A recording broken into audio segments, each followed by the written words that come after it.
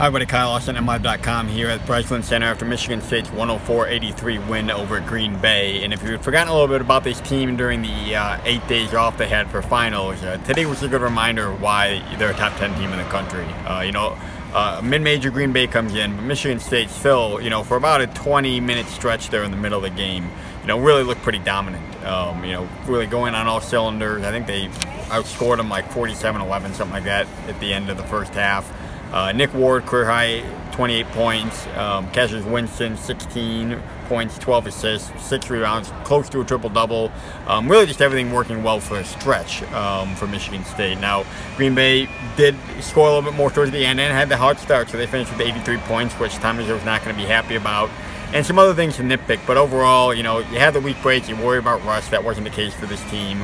This team looked, offensively as good as it has all year, no matter who you're playing. So, overall, a good way to kind of get back into the swing of things, I think, for Michigan State here before they, first of 3 non-conference games before we get back into Big Ten play. And we're, really, and something we talked about a lot before this, and what we saw is, a fair amount of freshman minutes, which, Michigan State getting up 30 there early in the second half really allowed that. And some, kind of some mixed things. I thought things were most important for Foster Loyer. Let's see, Foster played 7 minutes today, but got some run. Got some run in the first half. Got some run with the starters for a while, or at least the key rotation guys. And I think a freshman like him playing with that many veterans, that many guys that really know what they're doing out there, I think that helps him. And then Gabe Brown, 3 3-pointers made.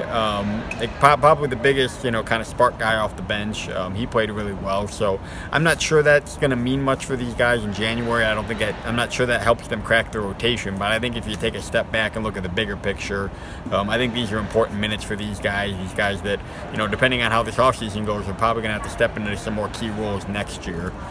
So it's good for them, and I think it's good for people to see what they can do. That'll do it for Breslin Center, 104-83 win for Michigan State over Green Bay, back on a Friday against Oakland. And check MLive.com/sports for all the coverage.